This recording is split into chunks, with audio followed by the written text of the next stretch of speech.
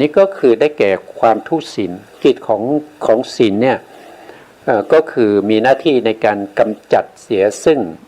ความทุศีลก็คือการผิดศีลนั่นเองส่วนหาโทษไม่ได้เนี่ยเป็นสมบัตินะครับหรือเป็นเขาเรียกว่าเป็นสัมปติลดนะครับเป็นสัมปติลดสัมปติลดก็คือหาโทษไม่ได้นะเป็นคุณสมบัติของศีลนะ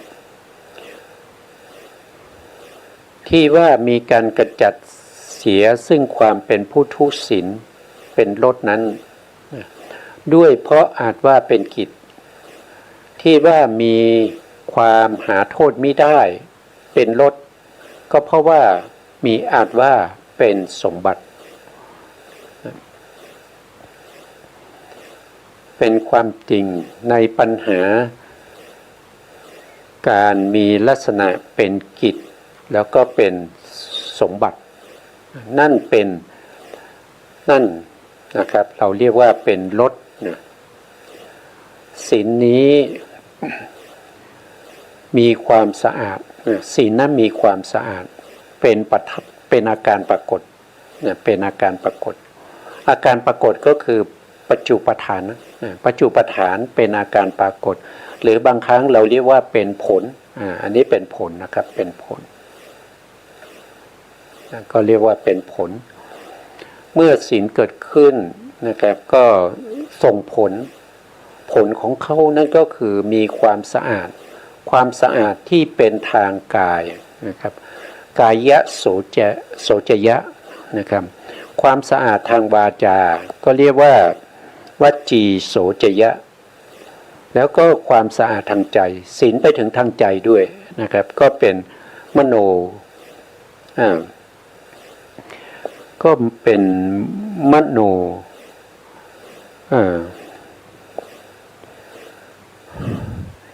ก็เรียกว่าเป็นมโนโสจยะนะครับผมก็อันนี้ก็เป็นอะไรเป็นผลเป็นอาการปรากฏนะเป็นปัฏฐฐานนะต่อไปนะครับวินยูชนทั้งหลายรับรองกันว่าโอตตัปปะและหิริเป็นปัฏฐฐานของศีล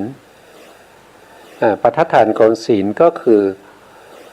เป็นเหตุใกล้นะเป็นเหตุใกล้ให้เกิดนะครับอันนี้เป็นเหตุใกล้ให้เกิด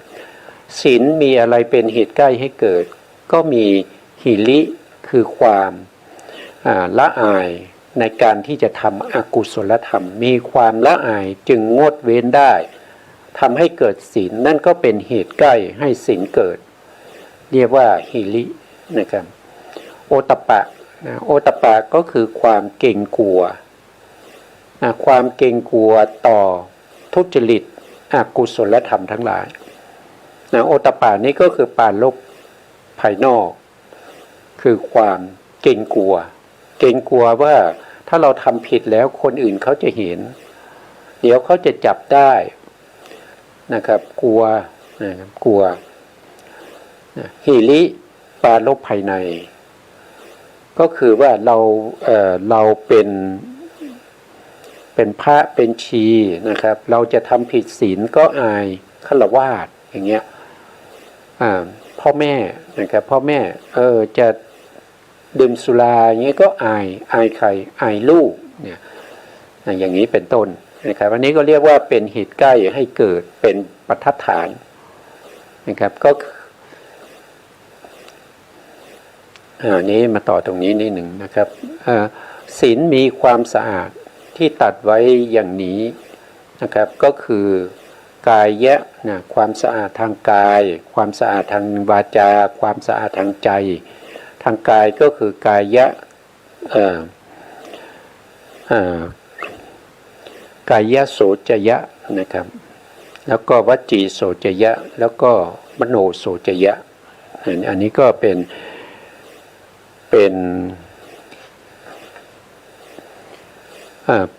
อะไรเป็นลักษณะที่จตุกะของศีลนะครับของศีล ส่วนหิริและโอตตัปปะวินยูชนทั้งหลายรับรองกันว่าเป็นปัฏฐานของศีลก็มีคำอธิบายในหน้าต่อไปนะโอตตัปปะเป็นเหตุใกล้ของศีลเป็นความจริงเมื่อหิริและโอตตัปปะมีอยู่ศีลจึงเกิดขึ้นและดำรงอยู่เมื่อหิริและโอตตัปปะไม่มีศีลย่อมเกิดขึ้นไม่ได้ตั้งอยู่ไม่ได้เลยนี่ก็ท่านอธิบายนะก็คือตามที่อธิบายไปนะครับโอตตัปปะก็คือความสะดุ้งกลัวต่ออกุศลธรรมทั้งหลายที่เราจะทำนะหิริก็คือมีความละอายต่ออกุศลธรรมทั้งหลายปาลบภายในกับปาลบภายนอกนี่ก็เราศึกษาตรงนี้เราก็รู้แล้วว่าศีลมีอะไรเป็นลักษณะศีลมีความปกติความปกติเป็นลักษณะปกติในที่นี้ก็คือหมายถึงสองอย่างนะครับสองอย่างนั้นก็คือได้แก่สมาทานังสมาทานังนะครับแล้วก็อุปทานังสมาทานังนั้นก็คือได้แก่การทรงไว้ซึ่งความเรียบร้อยนะครับความเรียบร้อยที่เป็นกุศลนะครับไม่ใช่เป็นอกุศลหรือเป็นอภยกตะแล้วก็อุปทานังอุปทานังก็คือความรองรับกุศลธรรมที่สูงขึ้นนะอันนี้ก็เป็นลักษณะของศีลและโลดของศีลคืออะไรโลดของศีลก็คือมีการกำจัดเสียซึ่งความทุศีลอันนี้เป็นกิจลดนะแล้วก็หาโทษไม่ได้หาโทษไม่ได้ก็เป็นสัมปติลดแล้วก็อาการปรากฏก็คือเป็นผลเมื่อศีลเกิดขึ้นมีผลอย่างไรนะครับก็คือมีความสะอาดนะความสะอาดที่เป็นไปทางกายแล้วก็ทางวาจานะตลอดไปจนถึงความสะอาดทางใจด้วยก็เป็นอาการปรากฏของศีลปัฏฐานก็เป็นเหตุใกล้ของศีลเหตุใกล้ของศีลนั่นก็คือได้แก่หิริกับโอตตัปปะนะครับเป็นเหตุใกล้ของศีลนี่ก็ผ่านไปนะปัญหาที่3ก็ผ่านไปนะต่อมาในปัญหาที่4นะครับปัญหาที่4นะครับท่านบอกว่านะครับศีลมีอะไรนะครับเป็นอานิสงส์ก็คือหมายถึงว่ารักษาศีลแล้วเนี่ยได้ผลอะไรนะครับมีผลเป็นยังไงท่านก็อธิบายว่าปัญหาข้อนี้ศีลมีอานิสงส์อย่างไรวิสัชนาว่าศีลนั้นมีอันได้ซึ่งคุณเป็นอันมากมีความไม่เดือดร้อนเป็นต้นเป็นอานิสงส์สมดังที่พระพุทธพจน์ได้ตรัสไว้ว่าอานนท์ศีลมีความไม่เดือดร้อนเป็นผลมีความไม่เดือดร้อนเป็นอานิสงส์แหละยังมีพุทธพจน์ที่ตรัสไว้อย่างอื่นอีกข้าหบดีทั้งหลายอานิสงส์ของศีลสมบัติของบุคคลผู้มีศีลมีอยู่5ประการด้วยกัน5ประการเป็นไฉนหนึ่งก็คือข้าหบดีทั้งหลายบุคคลผู้มีศีลสมบูรณ์ด้วยศีลในโลกนี้ย่อมประสบกับโภคะทรัพย์อันยิ่งใหญ่ที่มีความไม่ประมาทเป็นเหตุนี้เป็นอานิสงส์ข้อที่1ของศีลถ้าใครรักษาศีลดีนะครับก็จะมีโภคทรัพย์นะครับโภคทรัพย์ก็คือหมายถึงทรัพย์สมบัติทั้งหลายนะครับถ้าเรามีศีลดีเนี่ยเราลงทุนค้าขายอะไรก็ตามนะครับธุรกิจกิจการที่เราทำก็จะเจริญนะครับก็จะเจริญขึ้นเรื่อยๆเงินทองก็จะไหลมาเทมาไม่เหมือนกับบุคคลที่ทุศีลบุคคลที่ทุศีลเนี่ย ประกอบกิจการอะไรก็ตามนะครับก็จะทำให้กิจการนั้นถูกโกงนะครับถูกยึดทรัพย์นะครับถูกโจรปล้นนะครับหรือว่ามีคู่แข่งที่เขามีศีลนะแย่งลูกค้าไปจนหมดนะครับอันนี้ก็เป็นอานิสงส์ของศีลนะถ้าเรามีศีลดีเราจะทำอะไรก็ตามนะธุรกิจของเราทุกสิ่งทุกอย่างก็เจริญก้าวหน้าไม่ว่าจะค้าอะไรนะครับก็เจริญรุ่งเรืองทรัพย์สมบัติต่างๆก็จะมากขึ้นนะอันนี้ก็เป็นอานิสงส์ข้อที่หนึ่งเป็นผลของการรักษาศีลนะครับถ้าว่าโดยตรงๆก็คือศีลข้อที่สองนะครับก็คือเรื่องของอาทินทานนะเรามีศีลไม่ลักทรัพย์นะครับเราหวังดีเห็นทรัพย์สินของคนอื่นก็เหมือนกับทรัพย์สินของเรานะครับทรัพย์สินของคนอื่นหายไปก็เหมือนกับทรัพย์สินของเราหายไปนะคิดได้อย่างนี้เราก็จะไม่ถือเอาทรัพย์สินของคนอื่นนะครับก็จะเก็บรักษาทรัพย์สินของคนอื่นไว้คืนให้เจ้าของอย่างนี้เป็นอานิสงส์เป็นอานิสงส์ก็คือเป็นผลทำให้เราเนี่ยได้โภคทรัพย์นะเป็นอันมากนะต่อไปข้อที่สองนะข้อที่สองข้าหบดีทั้งหลายนะครับข้ออื่นยังมีอีกเกียรติศักดิ์อันงามของผู้มีศีลสมบูรณ์ด้วยศีลย่อมขจรไปนี้เป็นอานิสงส์ในข้อที่สองของศีลสมบัติอันนี้ก็ถ้าใครมีศีลเนี่ยบุคคลนั้นก็จะมีชื่อเสียงนะครับขจรกระจายไปทั้งตามลมก็ได้ทวนลมก็ได้นะครับแล้วก็มีศีลเนี่ยเทวดาก็รักใคร่นะครับขึ้นไปเทวดาอีกนะบุคคลที่เป็นข้าทาสบริวารทั้งหลายก็รักใคร่นะครับเพราะว่าเราเป็นผู้มีศีลเราเป็นผู้ที่ไม่ทุศีลอันนี้คือเป็นอานิสงส์ข้อที่สองส่วนอานิสงส์ข้อที่สาม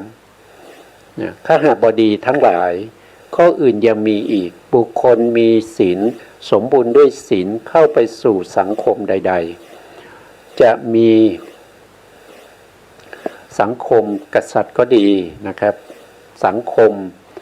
พรหมจารีนะครับพรหมจรรย์ก็ดีนะครับหรือว่าสังคมขหบดีก็ดีสังคมของสมณะก็ดีย่อมเข้าไปอย่างองอาจไม่เคอะเขินนี้เป็นอานิสงส์ประการที่สามของศีลสมบัตินี่ก็ถ้าใครรักษาศีลก็จะไปไหนเราก็ไม่ละอายใช่ไหมครับเราก็ไม่ละอายเพราะเรามีศีลเราก็ไม่ต้องเกรงกลัวนะเราไม่ต้องไปเกรงกลัวใครเลยเพราะเรามีศีลเราเป็นผู้ที่ทรงศีลมีศีลบริสุทธิ์ไม่มีใครที่จะมากล่าวหาเราได้นะในทางที่ทุศีลไม่ได้นะครับไม่ว่าเราจะอยู่ในสังคมเพื่อนฝูงนะครับหรือว่าจะอยู่ในสังคมของผู้ใหญ่นะพวกที่เป็นอะไรเป็นใหญ่ขึ้นไปนะครับก็คืออาจจะเป็นสังคมของนายอำเภอนะครับหรือว่าสังคมของผู้ว่าอธิบดีหรือรัฐมนตรีปลัดกระทรวงอะไรพวกนี้เราก็ไม่ได้เกรงกลัวหรือว่าเราไม่ได้ละอายเพราะเรามีศีลอันนี้ก็เป็นอานิสงส์ข้อที่สามต่อไปข้อที่สี่ข้าหบดีทั้งหลายข้ออื่นยังมีอีกบุคคลผู้มีศีลสมบูรณ์ด้วยศีลเป็นผู้ไม่หลงทำกาละนี้เป็นอานิสงส์ข้อที่สี่ถ้าเรามีศีลเราบริสุทธิ์เนี่ยเราก็ไม่ต้องเกรงกลัวเราไม่กลัวที่จะต้อง ทำกาละก็คือการตายหลงทำกาละกิริยาเนี่ยคือการตายเราไม่กลัวตายเพราะว่าเราถึงเราตายเราก็จะต้องไปสุคติภูมิใช่ไหมครับเราเป็นมนุษย์เรามีศีลเราก็ไปเกิดเป็นเทวดาไปเกิดเป็นเทวดาเราไม่กลัวแต่ถ้าผู้ไม่มีศีลเนี่ยถ้าตายศีลนั้นก็นำพาไปสู่อบายเพราะไม่มีศีลนะครับถ้าเรามีศีลเราจะกลัวอะไรในขณะที่เราตายใกล้จะตายอารมณ์ที่มาปรากฏไม่ว่าจะเป็นกัมมนิมิตอารมณ์นะครับหรือว่ากรรมะอารมณ์หรือว่าคตินิมิตอารมณ์ก็ตามก็ไม่มีอารมณ์ไหนที่จะปรากฏให้เราต้องไปอบายนะครับอารมณ์ทั้งหมดก็จะนำพาเราไปสู่สุคติภูมิอย่างน้อยๆก็ได้มาเกิดเป็นมนุษย์นะเกิดเป็นมนุษย์ก็อาจได้มาเกิดเป็นลูกของมหาเศรษฐีอย่างเงี้ยนะครับเกิดเป็นลูกของบุคคลที่เป็นบุคคลชั้นสูงนะครับมีหน้ามีตาในสังคมนะอย่างนี้เป็นต้นนะครับถ้าเราศีลเราไม่บริบูรณ์นะครับเราก็ไปเกิดในอบายหรือว่าบางทีเราได้เกิดมาเป็นมนุษย์แต่ศีลเราไม่ครบศีลห้าไม่ครบใช่ไหมครับเราก็มาเกิดเป็นมนุษย์ที่ยากจนนะครับมนุษย์ยากจนนะมีพ่อแม่เป็นขอทานอย่างเงี้ยต้องนอนใต้สะพานอย่างเงี้ยก็เป็นสิ่งที่ไม่ดีนะครับถ้าเราอยากจะเป็นลูกมหาเศรษฐีเป็นผู้มีหน้ามีตานะครับก็จะต้องรักษาศีลนะครับทำศีลห้าให้บริบูรณ์เมื่อศีลห้าบริบูรณ์แล้วก็ปิดอบายนะครับไม่ต้องไปเกิดในอบายเพราะว่าศีลห้าเป็นศีลที่การอบายนะศีลห้าเป็นนิจศีลของมนุษย์ถ้ามนุษย์ไม่มีศีลห้าจะทรงความเป็นมนุษย์ไว้ไม่ได้แต่ถ้าเรามีศีลแปดเราก็ไปเกิดเป็นเทวดาสูงขึ้นไปอีกนะครับไปเป็นเทวดาอย่างน้อยๆก็เป็นเทวดาที่อยู่ตามพื้นแผ่นดินนะครับภูมิทัตเทวดานะอันนี้ก็เป็นอานิสงส์ข้อที่สี่นะครับเราไม่หลงตายเราไม่หลงตายข้อที่ห้านะข้าบดีทั้งหลายข้ออื่นยังมีอีกบุคคลผู้มีศีลสมบูรณ์ด้วยศีลเบื้องหน้าแตกกายแตกตายไปนะย่อมเข้าถึงสุคติโลกสวรรค์นี้เป็นอานิสงส์ข้อที่ห้าอันนี้ก็อันนี้ก็เป็นศีลเนี่ยเป็นตัวที่ทำให้เราเนี่ยไม่ต้องไปเกิดในอบายไปสู่ในสุคติภูมิสุคติภูมินะครับศีลที่จะนำไปเกิดได้เนี่ยก็จะมีอยู่ทั้งหมด7ภูมิด้วยกันนั้น7ภูมินั้นก็คือต่ำที่สุดก็คือมนุษย์นะมนุษย์เมื่อเกิดมาแล้วเนี่ยก็จะเป็นภูมิที่มีทั้งสุขและก็ทั้งทุกข์ใกล้เคียงกันก็ขึ้นอยู่กับเราว่าเราจะมีกรรมเป็นอย่างไรนะ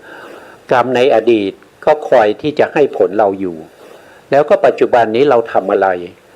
นะครับเราทำกรรมที่เป็นกุศลกรรมเราก็จะได้ผลของกุศลกรรมในอดีตส่งผลให้เรา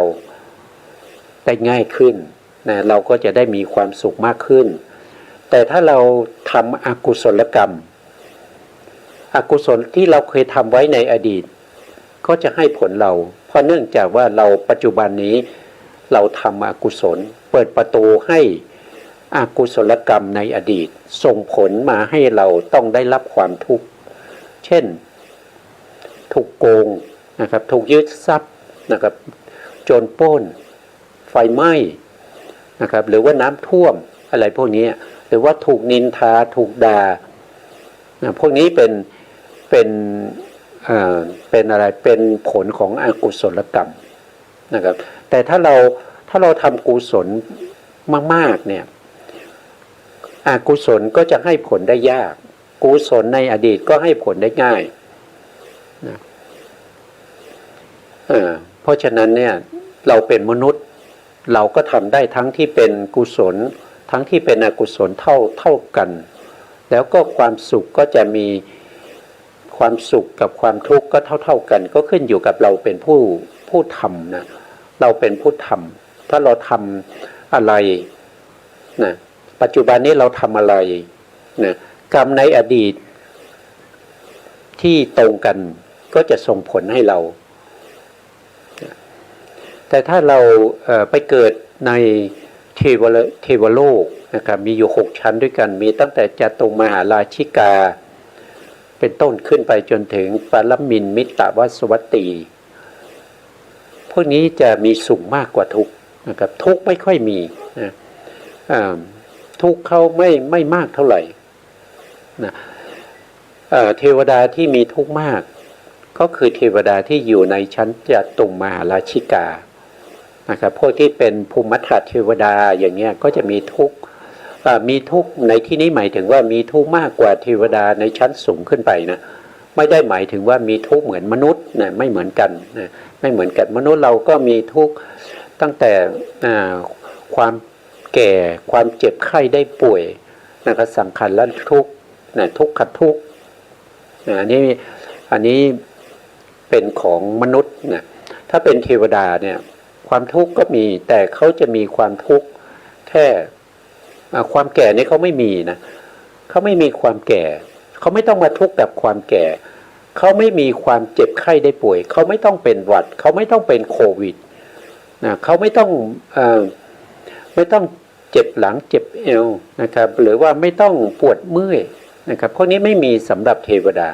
แต่เทวดายังมีทุกข์อยู่นั่นก็คือมีความตายนะแต่เทวดาชั้นผู้ใหญ่เนี่ยเขาจะรู้นะถ้าเขาใกล้ตายเนี่ยเขาจะรู้นะเขาจะรู้มีเหตุปรากฏให้เขารู้ว่าคุณใกล้จะตายแล้วนะนั่นก็คือโดยคร่าวๆนะครับเป็นตัวอย่างเช่นนะครับมีเหงื่อนะครับมีเหงื่อปกติแล้วเทวดาไม่มีเหงื่อนะแต่เทวดาที่เป็นผู้ใหญ่เนี่ยเขารู้นะก็มีอาการปรากฏก็คือมีเหงื่อออกที่รักแร้มีเหงื่อออกแล้วก็มีดอกไม้ประจำตัวของเทวดาชั้นผู้ใหญ่เนี่ยจะหิวเฉานะครับ3ก็คือ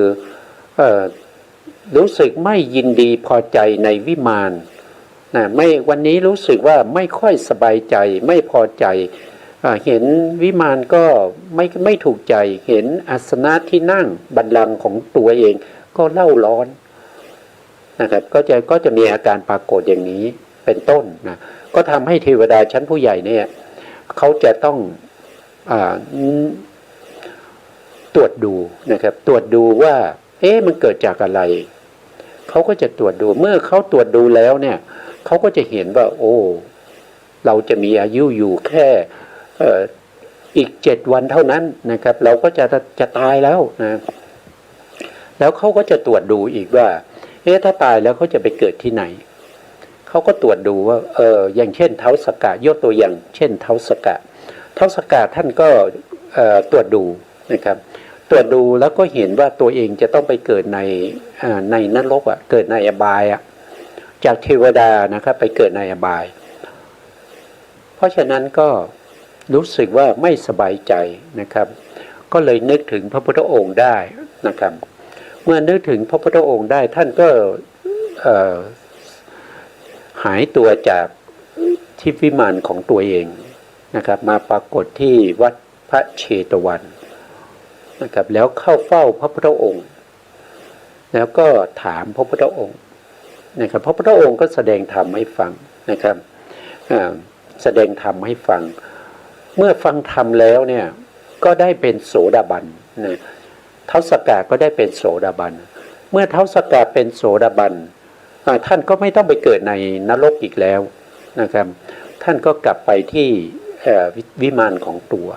พอครบ7 วันท่านก็ตายท่านก็ตายจากท้าวสักกะนะครับแล้วก็มาเกิดเป็นท้าวสักกะเหมือนเดิมเกิดอยู่ที่เดิม นะครับเป็นท้าวสักกะองค์ใหม่ณปัจจุบันนี้เป็นท้าวสักกะองค์ใหม่นะครับองค์ปัจจุบันนี้นะครับตายแล้วเกิดใหม่ตายจากความเป็นท้าวสักกะแล้วก็มาเกิดเป็นท้าวสักกะเหมือนเดิมอันนี้ก็เพราะอะไรก็เพราะว่าท้าวสักกะท่านมีศีลนะครับท่านรักษาศีลนะครับผู้ที่จะเป็นเทวดาหรือว่าเป็นเทวดาในที่นี้หมายถึงท้าวสักกะหรือเป็นพระอินทร์เนี่ยเป็นพระอินทร์เนี่ยท่านต้องรักษาเขาเรียกว่าก่อนที่ท่านจะไปเกิดเป็นเทวดาเป็นพระอินทร์ได้เนี่ยท่านจะต้องรักษาเขาเรียกว่าคุณธรรมของพระอินทร์วัตตบทนะวัตตบท7ข้อด้วยกันนะครับหนึ่งก็คือก่อนที่ท่านจะไปเกิดเป็นท้าวสักกะเนี่ยเดิมทีนี้ท่านเป็นมนุษย์นะครับเป็นเขาชื่อว่ามาคะมานพนะครับเป็นบุคคลที่มีจิตใจอบอ้อมอารีนะครับสร้างถนนหนทางนะครับสร้างศาลาที่พักของคนเดินทางสร้างบ่อน้ำให้แก่คนเดินทางนะสร้างสิ่งที่เป็นสาธารณประโยชน์ทั้งหลายนะครับ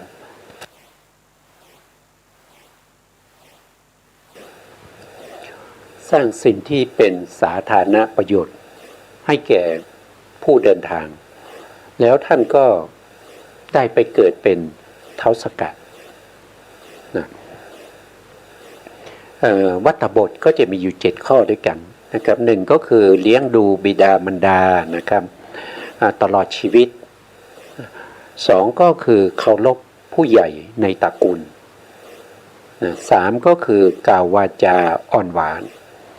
สี่ก็คือไม่กล่าวคำสัตย์เสียดห้าก็คือไม่มีความตณีหกก็มีความสัตย์เจ็ดก็คือสามารถที่จะระงับความโกรธได้คือท้าวสักกะเนี่ยมีอยู่ครั้งหนึ่งที่ทำสงครามกับพวกอสูรแล้วก็จับเจ้าอสูรได้นะครับแล้วจับมัดไว้นะครับมัดไว้แล้วก็เจ้าอสูรเนี่ยเขาก็จะด่าเขาใช้คำไม่สุภาพนะครับด่าท้าวสักกะท้าวสักกะก็สามารถที่จะระงับความโกรธได้ก็คือข้อที่7นี้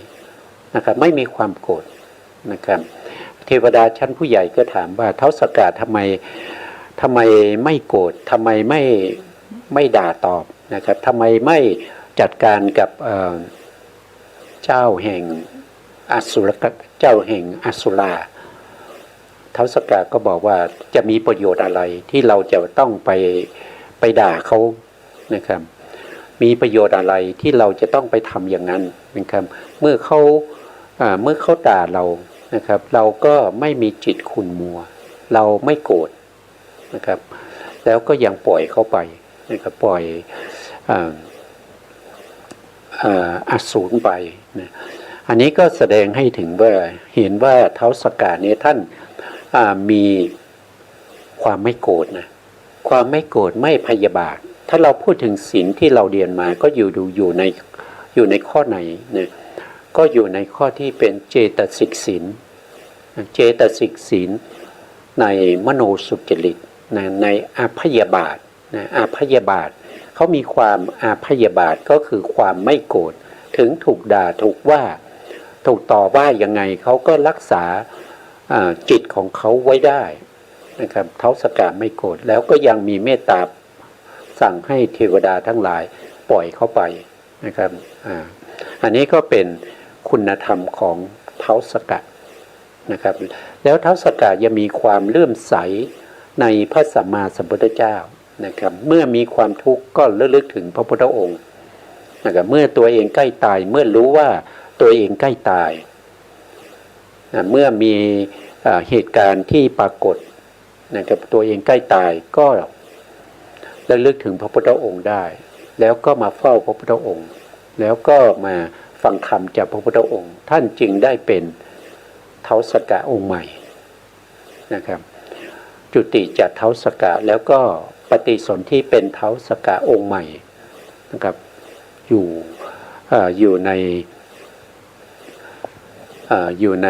ตาไว้ติงสาหรือดาวดึงส์ต่อไปนะครับเป็นเจ้าแห่งเทพทั้งหลายในชั้นดาวดึงส์อันนี้ก็เพราะว่าท่านเป็นผู้ที่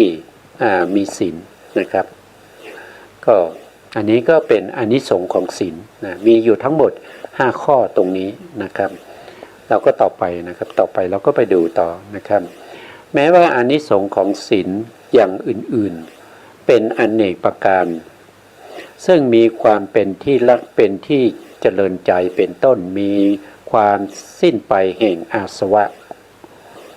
อาสวะนี้ก็มีอยู่4ใช่ไหมครับก็มีหนึ่งก็คือกามาสวะ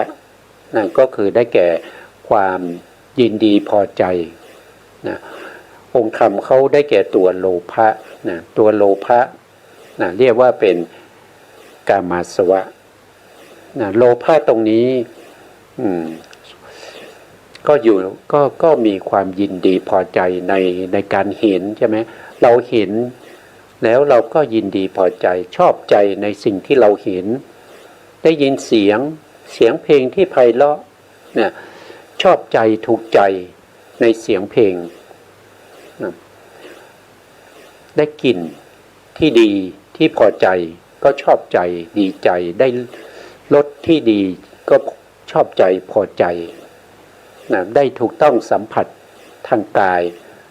ก็ยินดีพอใจพวกนี้ก็เป็นกามาสวะองค์ธรรมได้แก่ตัวโลภะ2ก็คือภาวาสวะก็คือมีความยินดีติดใจ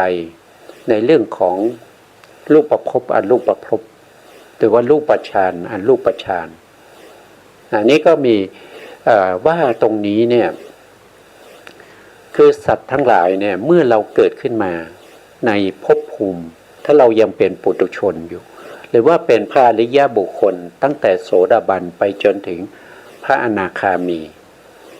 นะครับก็จะมีภาวาสวะด้วยกันนะ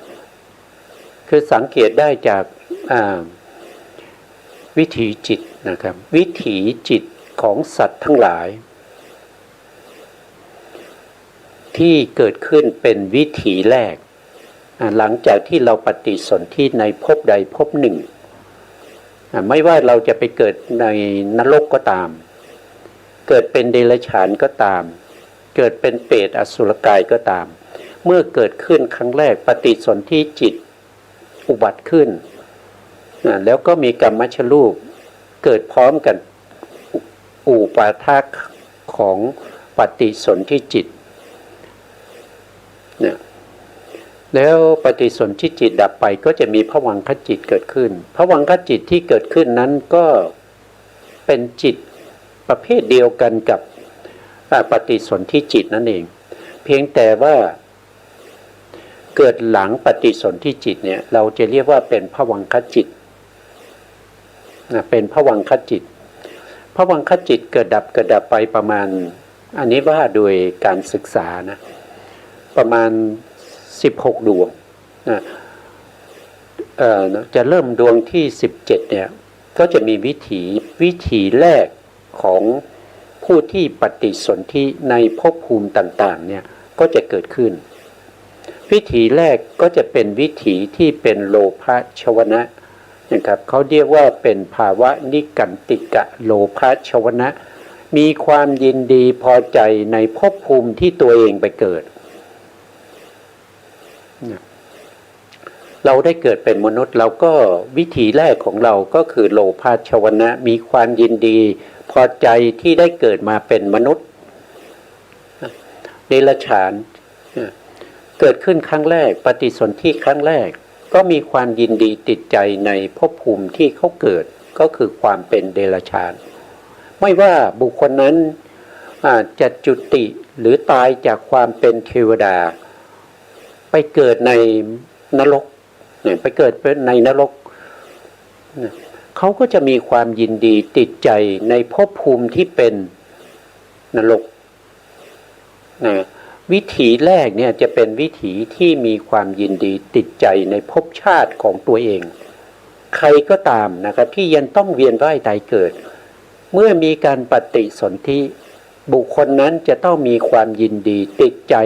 ในภพภูมิที่ตัวเองไปเกิดอันนั้นคือวิถีแรกของสัตว์ทั้งหลายในภพภูมิเหล่านั้นแต่เป็นวิถีทางมโนทวารนะครับไม่ใช่ทางปัญจทวารเกิดขึ้นเรียกว่าภาวะนิกันติกะโลภะชวนะของสัตว์ทั้งหลายแม้กระทั่งพระอนาคามีนะพระอนาคามีเขาไปเกิดที่ไหนเขาไปเกิดเป็นพรหมเนี่ยเขาก็มีความยินดี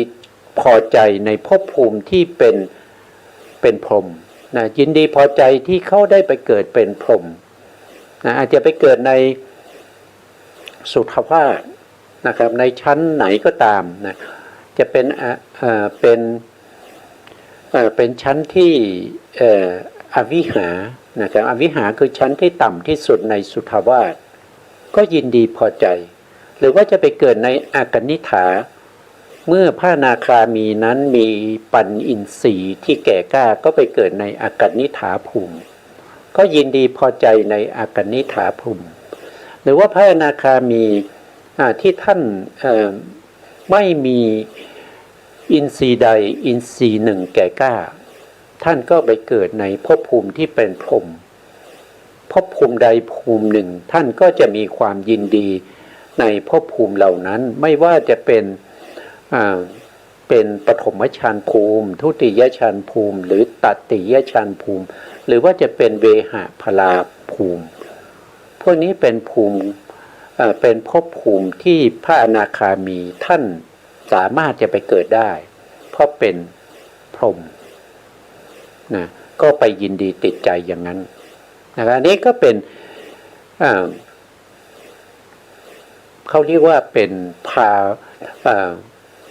ภาวาสวะนะครับภาวาสวะองค์ธรรมคืออะไรองค์ธรรมก็คือโลภะเหมือนกันนะองค์ธรรมก็คือโลภะเหมือนกันแต่ต่างไปจากกามาสวะกามาสวะก็คือยินดีพอใจในการเห็นการได้ยินเสียงการรู้รสรู้กลิ่นอะไรพวกนี้แต่เป็นภาวาสวะก็คือติดในภพชาติยินดีพอใจในภพชาติหรือว่ายินดีพอใจในเรื่องของรูปฌานรูปฌานนี่ก็เป็นอาสวะข้อที่สองอาสวะข้อที่สามก็คือ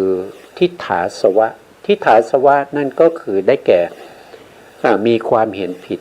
นะครับมีความเห็นผิดตามที่เราเคยศึกษาในเรื่องของทิฏฐิ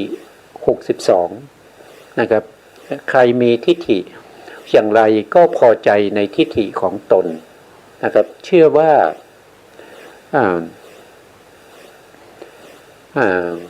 รูปเป็นอัตตานะครับเชื่อว่าเรามีรูปเราอยู่ในรูปอยู่ในเราอะไรพวกนี้นะครับก็เป็นทิฏฐิเหมือนกันนะอันนั้นก็เรียกว่าเป็นทิฏฐาสวะทิฏฐิเหล่านี้ก็จะนำเราไปเกิดในภพภูมิที่เป็นนรกกับเดรัจฉานนะแต่ถ้าเป็นทิฏฐิสามัญทั่วไปที่เรียกว่าสักกายทิฏฐิอันนี้ก็สามารถจะเกิดเป็นมนุษย์ก็ได้นะครับหรือว่าจะกลับไปเกิดเป็นเทวดาก็ได้นะครับอันนี้ไม่ได้ห้ามนะแต่ทิฏฐิอย่างเช่นอุเฉททิฏฐิอย่างเนี้ยก็คือเห็นว่าขาดศูนย์อย่างเงี้ยนะครับอันนี้ก็ต้องไปเกิดในนรกกับเดรัจฉานสองภูมินะต่อมาอันสุดท้ายก็คือได้แก่อวิชชาสวะนะครับอวิชชาสวะอวิชชาสวะก็คือได้แก่ถ้าว่าโดยองค์ธรรมก็คือได้แก่โมหะเจตสิกอันนี้ก็มีความไม่รู้นะไม่รู้ถ้าว่าโดยไปทำก็คือความไม่รู้ทั้ง8ประการนะครับผู้ที่ยังไม่ได้เป็นพระอริยบุคคลเนี่ยนะท่านก็จะต้องมีอวิชชาสวะเหล่านี้เนี่ยบริบูรณ์นะแต่จะมากหรือน้อยเนี่ยก็ขึ้นอยู่กับแต่ละท่านว่าเป็นผู้ที่ได้ศึกษาเล่าเรียนปริยัติมามากน้อยแค่ไหนถ้าเราศึกษาเล่าเรียนปริยัติเนี่ยเราสามารถที่จะกำจัดในเรื่องของอวิชชาเหล่านี้ได้เป็นไม่ใช่กำจัดด้วยความเป็นสมุจเฉทแต่ กำจัดด้วยความเป็นปะทังคประหารนั่นก็คือหมายถึงว่าไม่ได้กำจัดทั้งหมดอย่างเช่นพบปัจจุบันนี้ได้มาศึกษาพระอภิธรรมเนี่ยเราก็จะรู้ใช่ไหมครับเราก็จะรู้ว่าความไม่รู้ในเรื่องของขันธ์ใช่ไหมไม่รู้ในเรื่องของขันธ์ไม่รู้ในเรื่องของอายตนะไม่รู้ในเรื่องของธาตุทั้งที่เป็นอดีตที่เราเคยมีมาแล้วในภพก่อนแล้วก็ไม่ได้รู้ในเรื่องของขันธ์อายตนะธาตุที่เป็นปัจจุบันเลยเพราะเราไม่ได้ศึกษาเราก็ไม่รู้ว่าอวัยวะทั้งหลายของเราเนี่ยเขาเรียกว่าเป็นรูปขันธ์รูปขันธ์มันเป็นอนิจจังมันเป็นทุกข์มันเป็นอนัตตาเราก็ไม่รู้เพราะเราไม่ได้ศึกษาแล้วเราก็ไม่รู้ว่า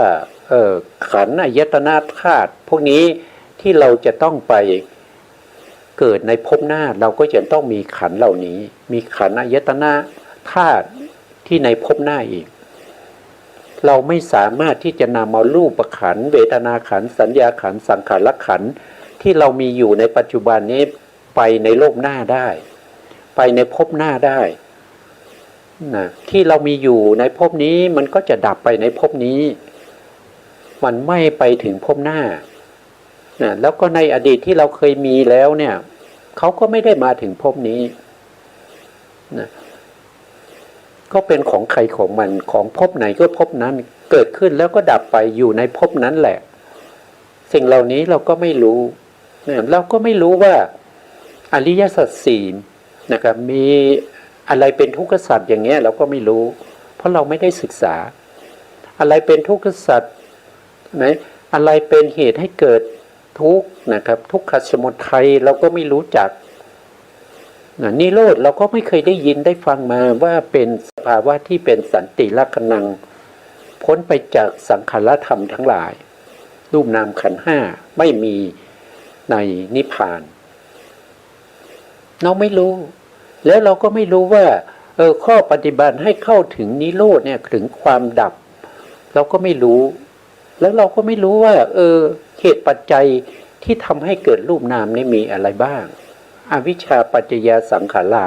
สังขาราปัจจยาวิญญาณังอย่างเงี้ยเราไม่รู้เพราะเราไม่ได้ศึกษาเราไม่ได้ศึกษาเราบางคนศึกษาก็ไม่ได้ทำความเข้าใจไม่ได้รู้ซึ้งนะครับรู้แต่เพียงอัฏฐะแล้วก็รู้เฉพาะอักขระอย่างนี้ก็ถือว่าเราไม่รู้นะเรามีอวิชชานะเราเรียนพระอภิธรรมไปเพื่อจะสอบผ่านเท่านั้นเองเราไม่ได้รู้ทราบซึ้งไปในเนื้อหาไม่ได้เอามาเปรียบเทียบกับตัวของเราว่าที่เราศึกษาเนี่ยในตัวเราเนี่ยมีอะไรบ้างที่เรามีรูปเนี่ยอะไรเป็นปัทวีรูปคือธาตุดินนะเรารู้ได้ยังไงว่าเรามีธาตุดินเรารู้ได้ยังไงว่าเรามีธาตุน้ำเรามีธาตุไฟเตโชมีธาตุวาโยเรารู้ได้ยังไงเราไม่รู้เพียงแต่เขาบอกว่ารูปขันธ์เนี่ยประกอบด้วยมหาพุทธรูป4แล้วก็อุปทยรูป24เราก็รู้อย่างนั้นแต่เราไม่เข้าใจไม่รู้อย่างนี้ก็ถือว่าเป็นอวิชชานะถือว่าเป็นอวิชชาแต่ถ้าเรารู้นั่นก็แสดงว่าอวิชชาของเราเนี่ยเบาบางเป็นอวิชชาที่ไม่สามารถนำไปเกิดในอบายนะถ้าเรารู้อย่างนี้เหมือนกับเรามีศีลนะครับเหมือนกับเรามีศีลเลยศีลก็กันอบายแต่ถ้าเรามีอวิชชาที่เบาบางนะแล้วเราก็รู้แล้วก็เข้าใจนะแล้วก็น้อมมาในตัวของเราแล้วก็มองตัวของเราให้เป็นสภาวะ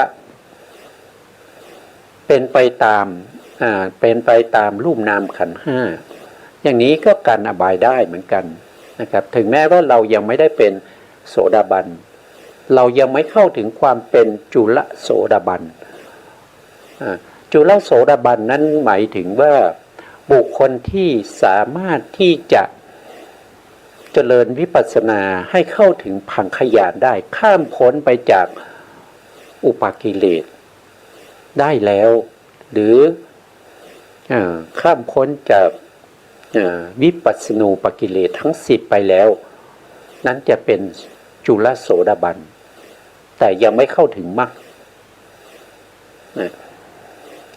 เราเป็นแค่ผู้ศึกษาแล้วเราก็มีความรู้ความเข้าใจเราก็ถือว่าเรามีอวิชชาที่เบาบางนะแต่ไม่ถึงระดับที่เป็นจุลโสดาบันนะครับแต่ก็การอบายได้นะเพราะว่า